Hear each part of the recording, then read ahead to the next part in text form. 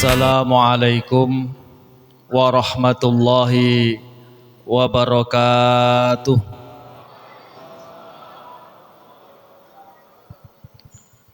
Bismillah, alhamdulillah, wassalatu wassalamu ala rasulillah Muhammad ibn Abdillah wa ala alihi wa ashabihi wa mawalah. La haula wa la quwata illa billah. Amma ba'du. Hadratal muhtaramin, para alim ulama, para kiai, para ustadz yang senantiasa kami taati, hadirin jamaah Masjid Al-Huda yang senantiasa dirahmati Allah Subhanahu wa taala. Alhamdulillah, puji syukur kehadirat Allah Subhanahu wa taala yang telah memberikan kenikmatan kepada kita pada malam hari ini, yaitu nikmat sehat jasmani dan rohani, sehingga kita diringankan langkah kaki kita untuk menuju masjid ini dalam rangka melaksanakan salah satu kewajiban kita, yaitu perintah Allah Subhanahu wa taala, salat Isya berjamaah. Mudah-mudahan kehadiran kita sekalian selalu dibarengi hidayah dan maunah dari Allah Subhanahu wa taala, dan tentunya berharap mendapatkan ridhonya. Amin ya rabbal alamin. Kaum muslimin jamaah rahimakumullah. Dalam sebuah makalahnya, Sayyidina Umar radhiyallahu an berkata, katama sittatan fi sittatin. Innallaha katama sittatan fi sittatin. Sesungguhnya Allah menyembunyikan 6 perkara dalam 6 perkara. Kurang lebihnya seperti itu. Yang pertama, katamallahu ridhahu fi ta'atihi. Allah menyembunyikan ridhonya dalam ketaatan kita. Jadi kita diperintahkan untuk taat kepada Allah Subhanahu wa taala, dan salah satu ketaatan kita itu akan mendapatkan ridho dari Allah Subhanahu wa taala. Tujuannya apa Allah merahasiakan ridhonya dalam ketaatan kita? Supaya kita tidak bosan-bosan untuk melakukan ketaatan. Baik itu ketaatan yang ringan, ibadah-ibadah yang ringan, ataupun ibadah-ibadah yang berat. Kita tidak tahu ibadah mana yang diterima oleh Allah Subhanahu wa taala. Kita tidak tahu ibadah yang berbentuk apa yang menyebabkan kita mendapatkan ridhonya. Bisa jadi ibadah-ibadah kecil yang kita anggap sepele. Suatu contoh, kita menyingkirkan duri di tengah jalan, tapi kita lakukan dengan ikhlas, dengan tulus, tanpa pamrih, supaya tidak mengganggu orang yang lewat. Bisa jadi ibadah itu yang menyebabkan kita mendapatkan ridho dari Allah Subhanahu wa taala. Namun bisa jadi juga ternyata ibadah kita yang tengah malam, yang di saat orang-orang sedang tidur, kita beribadah kepada Allah Subhanahu wa taala, salat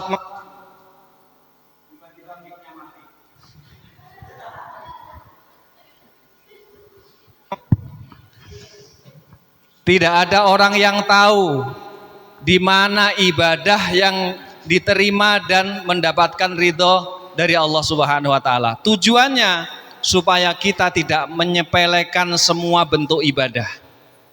Kita yakin ketika kita melakukan sebuah perbuatan baik, itu akan mendapatkan ridho dari Allah Subhanahu wa taala. Amin.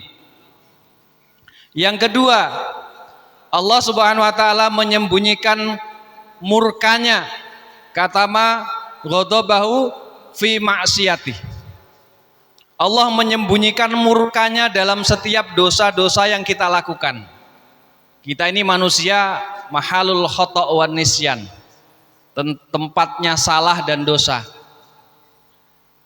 Namun ketika Allah menyembunyikan murkanya, di mana murka Allah yang menyebabkan Allah menjadi murka akibat perbuatan dosa kita? Kita tidak tahu. Jangan-jangan hanya sekedar dosa yang ngambil mangga tetangga, yang kita anggap sepele. Oh, mangganya bergelantung di jalan, sambil jalan dinaikkan kaca mobilnya, seret masuk ke dalam mobil, ada kan itu. Seolah-olah itu nggak berharga. Dan mungkin tetangga kita nggak marah kalaupun toh kita ambil. Tapi itu dosa. Bisa jadi hal seperti itu yang menyebabkan Allah murka. Bisa jadi juga dosa-dosa yang besar. Dosa berzina, dosa mabuk-mabukan, dosa judi. Apalagi sekarang ini, judi itu bisa dilakukan di dalam masjid. Judi online. Hati-hati itu. Bisa jadi Allah murka gara-gara kita main game online, taruhan. Nah, jangan anggap sepele. Bisa jadi hanya karena melihat scroll TikTok ya. Yang kemudian melihat sesuatu yang membuat mata kita maksiat. Nah, itu bisa jadi menyebabkan murkanya Allah. Maka kita tidak boleh menyepelekan dosa kecil. Dosanya cuma sekedar dosa kecil aja, Allah Maha Pengampun. Jangan mentang-mentang ampunan Allah itu luas kemudian kita seenaknya saja. Kita tidak tahu murka Allah itu disebabkan karena dosa yang mana. Maka Allah menyembunyikan itu semua supaya kita hati-hati dalam melakukan sebuah kesalahan. Kita tidak berani melakukan sebuah perbuatan yang dosa, perbuatan maksiat. Nah, itu tujuannya seperti itu. Kemudian yang ketiga, katama Lailatul Qadri fi jami Ramadan. Allah menyembunyikan Lailatul Qadar selama sebulan Ramadan. Nah, kita tidak tahu juga ini kapan Lailatul Qadar itu diturunkan. Jangan-jangan sudah di tanggal 1 Ramadan kemarin pas kita nggak terawih misalnya. Atau jangan-jangan malam hari ini yang lain lagi pada sibuk buka bersama. Nggak ikut terawih pas kebetulan Lailatul Qadar turun pada malam hari ini, betapa ruginya. Jadi kalau bulan Ramadan itu, awal Ramadan itu biasanya masjid itu penuh. Nggak? Ini ada bekas-bekasnya, kemarin tanggal 1-2 Ramadan itu masih penuh sampai sana, ada kelihatan bekasnya ini. Nah, sekarang sudah softnya semakin maju, ada kemajuan di masjid ini, softnya makin maju. Nah, ini pertengahan Ramadan, itu yang rame itu biasanya tempat-tempat warung makan, terus toko kue. Ibu-ibu yang kemarin getol ikut jamaah terawih, malam ini banyak yang sibuk bikin kue. Nah, ini kita tidak tahu, siapa tahu malam hari ini ternyata malam Lailatul Qadar. Walaupun para ulama mengatakan bahwa Lailatul Qadar itu diturunkan di akhir Ramadan, tapi kita tidak tahu pastinya.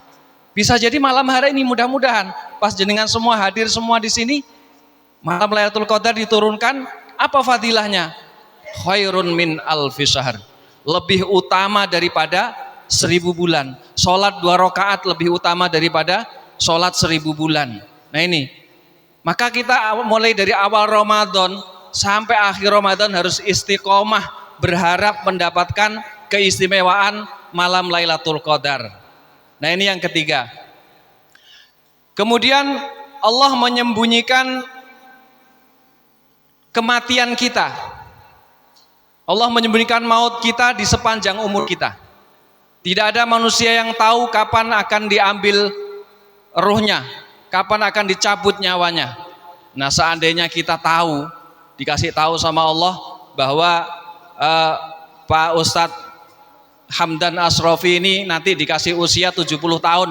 Nanti menjelang usia 70 tahun beliau getol ibadah terus sudah, biar matinya husnul khotimah misalnya.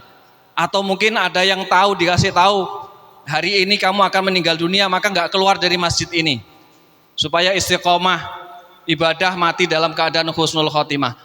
Nah, tujuannya apa? Supaya kita tetap melakukan sebuah ketaatan. Ketika kita melakukan sebuah maksiat itu kita takut, jangan-jangan nanti pas lagi saya metik mangga tetangga tadi tiba-tiba dicabut nyawanya.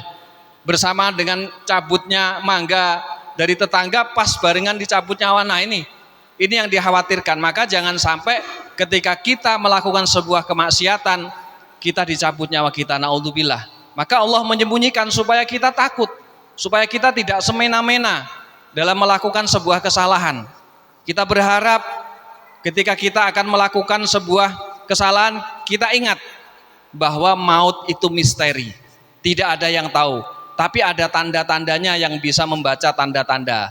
Ya kayak hujan itu tanda-tandanya mendung, Nah, kalau orang mau mati itu biasanya tanda-tandanya ya sakit.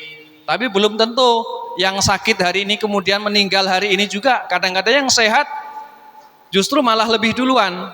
Nah, kalau masalah mati ini, kalau saya ini orangnya ngalah aja. Belakangan aja, jenengan duluan enggak apa-apa, ngalah aja. Atau jenengan duluan, saya belakangan juga enggak apa-apa. Tapi kita berdoa mudah-mudahan kita sekalian diberikan umur yang berkah. Jangan umur yang panjang. Kalau umur panjang tapi tidak berkah malah banyak dosa. Siapa yang mau didoakan umurnya panjang? Ada enggak? Pengen umur panjang, Pak? Ada, pengen umur panjang nggih? Doakan mudah-mudahan semua sudah mati jenengan hidup sendiri nanti. Panjang sendiri umurnya. Jadi kita minta usia yang berkah. Walaupun usia kita tidak panjang, mungkin hanya 60 sampai 70 tahun mudah-mudahan sampai, tapi berkah. Ibadah selalu taat, mengurangi dosa-dosa, selalu beristighfar. Nah, itulah rahasia-rahasia Allah yang kemudian menyebabkan kita selalu takut ketika melakukan sebuah kesalahan. Masih ada 2 lagi, tapi kalau saya bahas malam hari ini nggak cukup waktunya.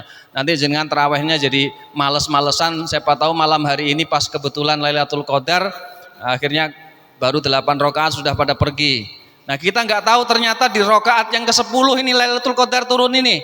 Nah, hati-hati jangan buru-buru pulang. Nah, siapa tahu, kita nggak tahu loh ya. Nah, taraweh 8 atau 10 sama aja, monggo silahkan, itu hak jenengan, punya dalil masing-masing. Tapi kita tidak tahu ternyata Lailatul Qadar pas di rakaat yang ke-10 nih, mudah-mudahan ini. Nah, maka tarawehnya nanti ayo sampai 20 rakaat. Siapa tahu malam hari ini pas Lailatul Qadar kan kita nggak tahu. Besok nggak turun lagi kalau sudah turun malam hari ini. Tapi dengan harapan mudah-mudahan kita sekalian golongan orang-orang yang selalu istiqomah dalam menjalankan ketaatan dan mencegah sebuah kebatilan, mencegah sebuah kemaksiatan, dan selalu diberikan kekuatan oleh Allah Subhanahu wa taala. Dengan puasa Ramadan ini mudah-mudahan kita betul-betul menjadi manusia yang muttaqin dan keluar dari dunia ini dalam keadaan yang husnul khatimah. Amin amin ya rabbal alamin. Kiranya cukup sekian yang bisa kami sampaikan, kurang lebihnya mohon maaf. Akhiran wallahul muwaffiq ila aqwamit thoriq. Wassalamualaikum warahmatullahi wabarakatuh.